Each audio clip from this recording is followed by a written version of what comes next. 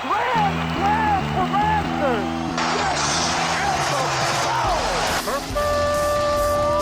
It's time for Blessed to Play on EWTN Radio, uncovering the role that faith plays in the lives of sports professionals from around the country. And now, here's your host, Ron Meyer. Meyer, score! My guest today is Camden Kozeal. He's a baseball player playing for the Arkansas Razorbacks, and in fact, he was part of the 2025 squad that made it to the College World Series in Omaha. And get this, he's a native of Omaha, Nebraska. So we'll talk about his progression to playing D1 baseball. And in the second half of the show, we're going to find out what's important to Cam in his everyday life. Cam, thank you for joining us on Blessed to Play. Yes, thank you so much. I'm glad to be here. Well, this is such an interesting story, your journey, and you started off with a love for baseball, as do a lot of boys playing Little League. But just talk about growing up in a sports family, so to speak. I know your dad was involved in sports to some capacity, and your love for the game. Yeah, I mean, I loved playing baseball. I grew up in Omaha my whole life, and then from 3rd to 6th grade, I moved to a small town in Sargent, Nebraska, and I'm the oldest of 7 kids. So there was always people around in the house to play games with. Played baseball, played football, played basketball, wrestling with all my siblings. It was a fun childhood. My dad, he built us wiffle ball fields in our backyards, and we happened to name it Kozeal Park. So it was a really cool upbringing. Loved baseball, loved playing wiffle ball, loved growing up in Omaha, and I'm glad I'm playing baseball. You know, wiffle ball gets underrated, and not a lot of people talk about that, but you're really coordinating your eye hand contact and watching the ball dip and move and swirl, learning how to keep your eye on the ball. It really is a great little tool, if you will, to developing some skills for the game of baseball. And your skills develop quite rapidly. In fact, when you attended Millard South High School in Omaha, you were the 2022 and 2023 Nebraska Gatorade Player of the Year. So you knew you had a skill set for the game. Talk about developing that skill, your work ethic in high school, and when did you know you want to try to progress with the game of baseball up to each harder level? Yeah, growing up, I just wanted to play as many sports as possible. I wanted to play football, I wanted to play basketball, I wanted to play baseball. I didn't know what I wanted to do at the next level until around my sophomore year of high school. So I thought for a period of time I might be a football player. But my freshman year of high school, I looked in the mirror, and I'm only 5'10", and I know I wasn't a basketball player, so that limited it down to baseball or football. Yeah. And my sophomore year of high school, I started to get some college interest, and that's where that kind of progressed. Blessed to Play, Ron Meyer. We're talking today to Camden Kozeal. He's a baseball player at the University of Arkansas. Plays for the Razorbacks, made it to the College World Series this year, and he was highly touted out of high school. And Cam, for you, that meant choosing a school, and there was a number of them vying for your talents for sure. You decided to go to Vandy and play for the Commodores. Talk about that decision-making process and ultimately starting your collegiate baseball career at Vanderbilt. Yeah, out of high school, I took all 5 of my official visits that you could at that time. I took them to North Carolina, Vanderbilt, Arkansas, Notre Dame, and Oregon State. And I loved all those schools. They all had great things about them. It was a really tough decision for me and my family, but I ended up choosing Vanderbilt. We made a bunch of rankings and ranked all the schools from facilities all the way down to extra things you could do in the city, to how far away it was from home, to all those things. And we made our rankings, and Vanderbilt and Arkansas were very close at the top of the list, but I ended up choosing Vanderbilt to play for Coach Corbin, and I had a lot of good friends going to Vanderbilt also that I knew previous, and I don't regret the decision at all. I loved Vanderbilt, and it was a fun place to play. And he did quite well at Vanderbilt. In fact, as a true freshman, your slash line was 284, 349, and 439 with 5 home runs and 28 RBI. But Cam, Vanderbilt wasn't your last stop as a collegiate baseball player. As I mentioned in the opening, you do play for the University of Arkansas, and you decided to go there. You went into the transfer portal. And talk about that decision. So many different decisions go on in a ball player's life now with the transfer portal, but you decided to go play for the Razorbacks. Take us through that decision. Yeah, there was a lot. There was a lot that went into the decision. There's some coaching changes made at my previous school, and just some changes to the program. And I thought it might be best for me and my family to look otherwise. It took me the last day that you could actually enter the transfer portal to enter the transfer portal, and I did that while I was playing the Cape Cod League that summer. It was a hard thing to do, but I mean, God always has a plan, and it ended up being a marvelous thing for me and my family. We went to the College World Series, which was always a goal of mine, and that's a big reason why I wanted to go to school instead of sign out of high school Mm-hmm. and turn down that opportunity. So I'm glad I ended up at Arkansas. Coach Van Horn and Coach Thompson, I already had previous contact with them from taking an official visit to Arkansas to high school and already being recruited that way. So I felt very comfortable with the coaching staff and everything about the University of Arkansas. Well, here comes the storybook story, if you will. You go to the University of Arkansas. You grew up in Omaha, Nebraska. In fact, your dad was part of the grounds crew at the then Rosenblatt Stadium. So the very stadium that hosts the College World Series, your dad was very accustomed to, as were you as a young boy. And you made it to Omaha as a Razorback. Um, when you made it, when you won that region and you know you're going to Omaha, what were you thinking at that time based on your childhood, your history, and now returning to Omaha to play in the biggest series collegiately? Yeah, I felt very blessed. A lot of hard work, and a lot of people made sacrifices in my life to be able to play baseball at a high level. It made me think about all those early mornings and just kind of late nights with my dad and all that sort of thing. All those things you do to prepare for that moment to be able to get to Omaha. So it was a really cool moment for all of us in Arkansas. It was a really close team, Mm-hmm. and it was a very special group of guys to play with. Of course, we had the Golden Spikes winner there at shortstop, and one of the best catchers in the country catching, and some of the best pitchers in the country, and now are going to be professional baseball players. Great outfielders. I could go on, but that was just a very special team, coached by a very special man and Coach Van Horn. And it was a very cool experience. Best to play Ron Meyer. Once again, we're chatting today with Cam Kozeal, part of the Arkansas Razorback baseball team. We're talking about his experience playing at the College World Series. And okay, so you have the best of the best teams at in Omaha, and you're playing against them. What was different about playing all of these best teams in the nation compared to your regular season schedule? We play in the SEC, so playing in the SEC, it's a gauntlet, and every weekend's tough. It doesn't matter who you're playing because you can get beat by anybody. Every team in the SEC has amazing arms. They have great hitters, and so I think playing in the SEC really prepares you for the postseason. When you get to the postseason, every team's out to get you, and every team's extremely good, and that's why they're there. So I think we were prepared going into the postseason, and we had a little bit of some struggle throughout the season. We had Mm-hmm. a little bit of a rough patch at LSU and Florida, and Texas A&M came into our place and won a series there. It was a very weird series, but they won it. So I think that adversity that we went through those 3 weeks, and then we kind of found the light at the end of the tunnel and started playing better, and then we just rolled into the postseason. We were clicking on all cylinders, hitting and pitching. So I think playing in the SEC can really prepare you for the postseason. But when you get to Omaha, it's anyone's game, and that's really what we thought. You had great teams like UCLA, or obviously LSU is an amazing team. So I think we were prepared and we were ready to go. Talk about your family participating with you at the College World Series, where you grew up. Very special time for you, your mom and dad, I'm sure. But just take us through that and some of the sentiments that they felt to watching you play there. Yeah, of course. My dad, he obviously worked on the grounds crew, and he's done that most of his adult life. I remember going to Rosenblatt with him. At that time, Jesse Cuevas was the head grounds guy, and I still remember running through those hallways and being in those bleachers watching Omaha Royals games and the CWS. He also works at Warner Park, which is the AAA affiliate for the Kansas City Royals. So I have a lot of fond memories of being at the field with my dad, just in those big atmospheres in Omaha with professional baseball in the College World Series. So it was a very cool moment for him, I'm sure, because he worked so hard with his kids and with his son, and then to have it transform into playing at the stadium that he works at every year.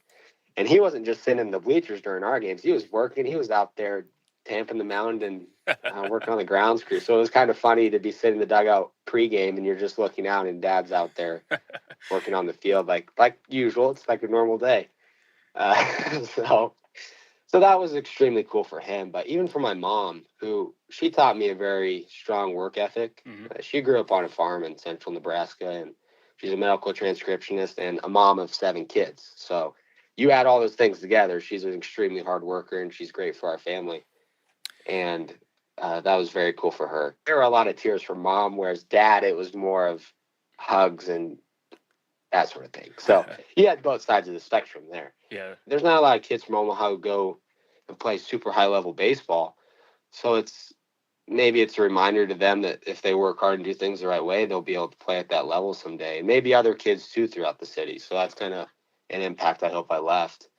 But I loved seeing my siblings at the games. I have 4 brothers and 2 sisters, and I can name them all right now, but it take a long time because there's a lot of them. And it was really cool seeing them at the stadium. I loved that they were there and they were excited and Chan Woo Big Sui. That's great stuff. Okay, we're going to continue our discussion with Cam Kozeal on the other side of Blessed to Play. We'll talk about what's important to him in his everyday life. Stay with us.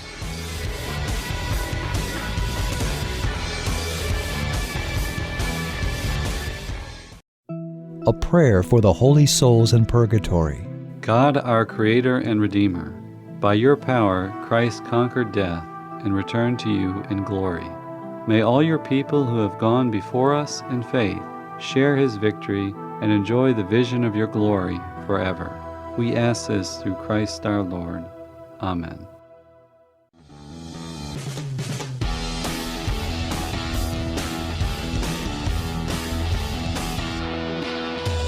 Welcome back to Blessed to Play. Ron Meyer joined today by Cam Kozeal. What a talent for the game of baseball, folks. He plays for the Arkansas Razorbacks. And as I mentioned, he was part of the 2025 squad that made it to the College World Series in Omaha, Nebraska, a city where he grew up in. So how about that? His dad was he worked on the field, part of the grounds crew. So Cam was used to this environment and got to share it with his family. What better experience than that? But more importantly about Cam, he has a great talent, and his talent, as we say on the show repeatedly, doesn't define who we are. It defines what we do.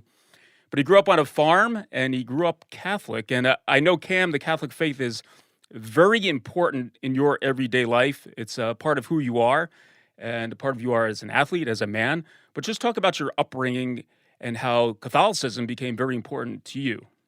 Yeah, so I think I kind of grew up in one of those typical big Catholic families. Oldest of 7 kids. We were at Mass every Sunday. Even around baseball tournaments and everything like that, we were at Mass on Sunday. We were finding the Mass time.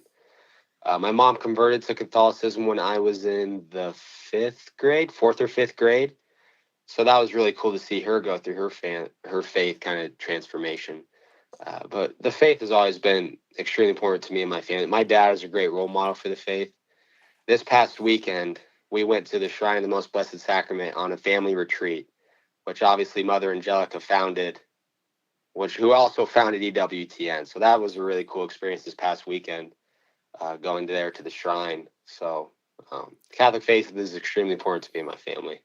Now, baseball is such a mental game. There's a lot of ups and downs, and I'm thinking your faith keeps you grounded in that capacity. And you're traveling a lot collegiately with your team. Talk about how you invigorate yourself, how you stay grounded in your faith with your busy schedule as a collegiate baseball player. Yeah, I think Focus Ministries, which are on every college campus, that has helped me a lot in my faith. I think those are extremely important, that they're out there on college campuses and spreading the faith to other kids and keeping Catholic kids Catholic. I was very fortunate at Vanderbilt and Arkansas to have great Focus Ministries. I had Jackson Holland at Vanderbilt, and now I had Barrett Gregory at Arkansas, who were both incredible men and just great mentors in the faith. So they're always checking in on me during the season. I also really like to journal. So I journal pretty regularly daily.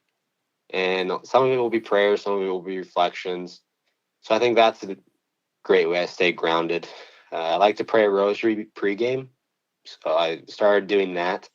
In Omaha, there was a lady from my high school, Millard South. She was a librarian, and she made me a custom Razorbacks rosary with baseball beads, and there was a Razorback logo on there with Mary and everything. It's pretty awesome. So I got a cool rosary now. I really like that. I also like to read The Way by St. Jose Maria Escriva pregame. I think that's a great little booklet if anyone's ever looking for a little booklet to read. So I like to keep it in my pregame routine. I also like to listen to the Gregorian chants pregame. That's something that I started doing actually this year. And there's just something peaceful about that. And that was every game through my headphones.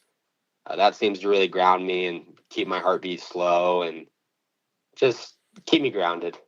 So it's interesting. Your lifestyle is very Catholic as well. Do you get a lot of questions from your teammates? I know when I played baseball, and there's so much downtime, whether you're shagging balls or taking BP, there's so much downtime, so much time for discussion. And I know that you're playing with players that come from various faiths, if they have faith at all. Talk about those discussions about actually being Catholic on a baseball team and some of the, how do I say it, some of the questions that you might get from your teammates. Yeah, it is. It's not hard because it's just kind of who you are and you just have to be yourself. But I'll tell you a fun little quick story. Coach Norm DeBryan, who coached at Arkansas for a very long time, and he brought the program to prominence, made a very successful baseball program. He is now a deacon at the parish, the University Parish there in Fayetteville. And he's a deacon. So every year I like to get my bat and my glove blessed before the season. It's just something I started doing in high school. So I call him that day and I ask him if he can come bless my bat and my glove. And he was like, I'll be there in 10 minutes with my book of blessings and everything with the holy water. He was so excited. And I was excited too. So he came to the field and I just got done taking a shower because it was after a practice. And I'm just there in the locker room in my towel. And he comes in and he goes, "Where's Kozeal?" And I turn around, I'm naked in my towel, and I turn around and he's right there, and he's coming over to my locker with all of his stuff. And there were other guys in the locker room too. It was right after practice, so it was kind of funny. He came over to my locker and we said a prayer, and he blessed my stuff. And he ended up blessing the whole team and just the locker room. And you got some looks because not every day you see a deacon come in there with holy water that he's spraying everywhere and his book of blessings. So that was a really cool story, and I would say that I attribute that to most of the success we had this season. I think we had a very faithful group. We had a group Bible study that we would do on Monday nights, and it was a really cool thing. But you have some good discussions about Catholicism because Catholicism, it doesn't change. It's pretty unwavering with the culture, and in the culture these days, there's a lot of things going on, and a lot of athletes tend to think certain ways. So when they hear you're Catholic, they not debate, but they like to bring things up, and you just have to stand up for the faith. Yeah, sure. And I'm thinking when the deacon blessed your bat and glove, if you went on a hot streak, you have more teammates who can say, "Hey, bring that guy back. I want him blessing my." we did have a couple of teammates who asked if they could get their stuff blessed. So I think this upcoming year we'll probably have a whole thing of bats and gloves that are going to be there in the middle of the locker room getting blessed. Blessed to play Ron Meyer. We're chatting today with Cam Kozeal, part of the Arkansas Razorback baseball team.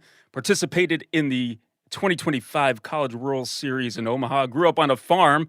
Loves fishing. You know, that's part of spirituality too, just being out with God's creation. But you grew up on a farm and had that with you in your everyday life, so to speak. But your love for fishing, your love for getting away. I know you're at the farm right now, spending time with family. That's part of who you are, and it's part of your faith life as well. Yes, I feel so still. Just being in the outdoors, being in a forest, being by a river, being by a lake, being by a pond, you're just so still. And God is speaking through us through creation. You just kind of look around and everything's so tightly knit and depends on each other. And it's when you're in creation enough, you think to yourself, how the heck did this come to be? And you end up at God, and that just brings you closer to God. I love to hunt. I love to fish. I like to take people hunting and fishing that have never done it before. I think that's one of the most rewarding things I've ever done. Taking people hunting for the first time and see see their faces light up. Sometimes with hunting, though, it's not a great light up in their face. Sometimes it takes some getting used to because it's kind of a culture shock. Uh-huh. But fishing, on the other hand, that's a little more mellow. I love taking kids who have not been fishing before and seeing them reel in a fish or a big bass or even a little bluegill, and the look on their face is just ecstatic. Because I don't think I've ever met anyone who has reeled in a fish and said that wasn't fun. Like everyone loves to reel in a fish. It's like the coolest thing ever. So I love to hunt and fish. That's just part of who I am. Yeah, and also part of fishing too is those great conversations that you could have with whoever you're fishing with. And like you mentioned, it's a still time, it's a quiet time, and provides some opportunities, some great friendships, and building on that. I want to talk about your aspirations. Obviously, you want to play professionally, and you're preparing. What value do you see in staying in college and playing as opposed to going straight into the pro ranks? I'm glad I went and played college baseball out of high school. I could have signed out of high school for a good amount of money, but I didn't think God was calling me to do that. I think he was calling me to go to college. And of course, I still have another year, but I think this past year, that was one of the most fulfilling baseball seasons I've ever had, just with the group of guys it was. But I'm hoping to start my professional career here in the next couple of years.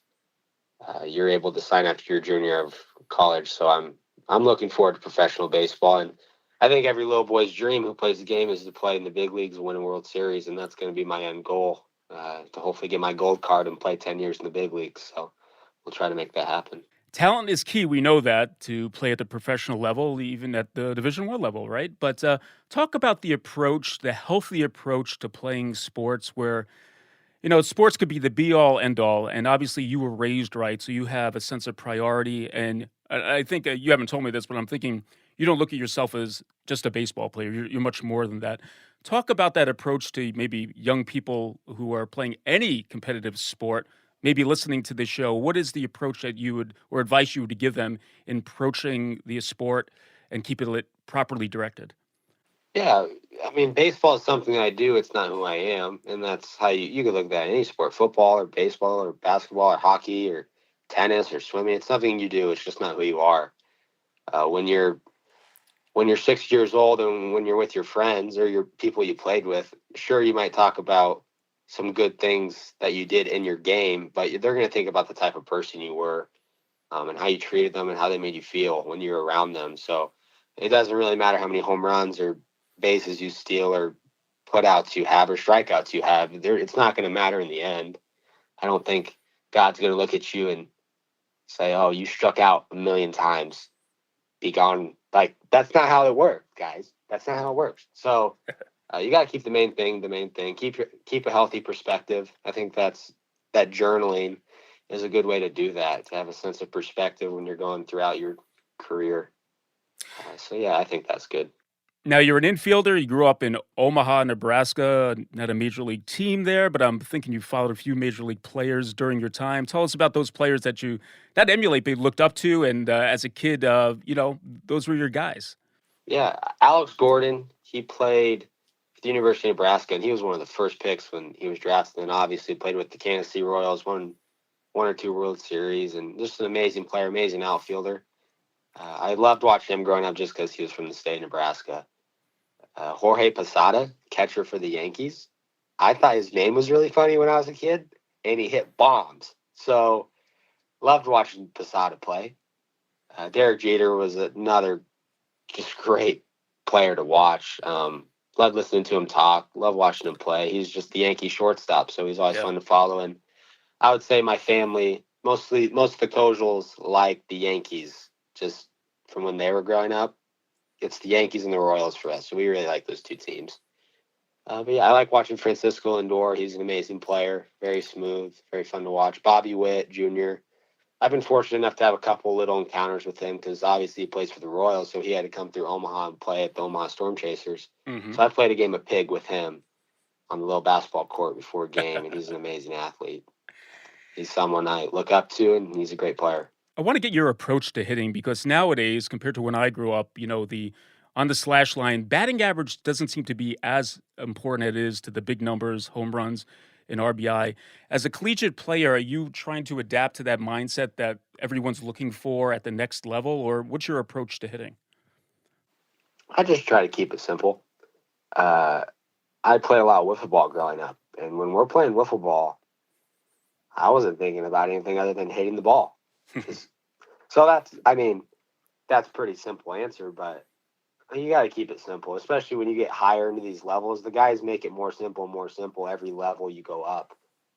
You got to be able to hit a fastball. You got to be able to hit a carry fastball. So your swing has to be pretty level, pretty level. If you want to not just hit a home run every pitch, you have to be able to have a little bit of the hit tool. I'm not a stats guy. I do not like looking at stats. In the season, you will never see me look up at the scoreboard and look at stats. I won't look it up. I just won't do it because if they're good or they're bad, they'll just get in your head either way. At the end of the season, I'll do a little reflecting over the stats because stats do tell you some things. Mm-hmm. But during the season, I will never, ever look at stats. And guys know that who are my friends. They won't talk about it with me because I think it's a cause for you to worry either way. Yeah. And they'll just get in your head. And you got to keep the main thing, and that's winning baseball games and being competitive and just trying to be as competitive as you can every pitch of every at-bat that you're going to have because you never know when that at-bat will be your last one. So I'm not a huge stats guy, sadly, but I hope that answers it.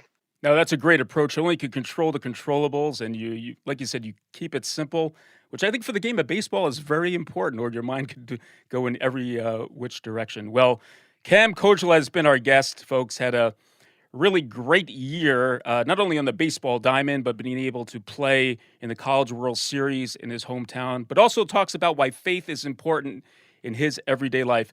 Cam, all the best to you. I know there's some great things in store for you collegiately and as you go in the pro ranks. And thanks for sharing a little bit about you and your journey right here on Blessed to Play.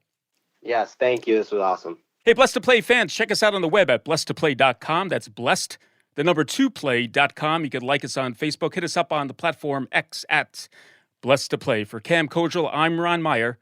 Thanks so much for joining us right here on Blessed to Play. You've been listening to Blessed to Play with host Ron Meyer on the EWTN Global Catholic Network.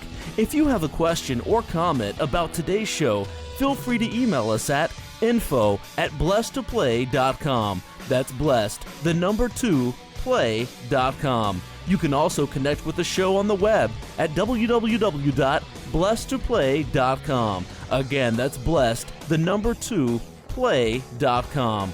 Join us again next time for Blessed to Play on the EWTN Global Catholic Network.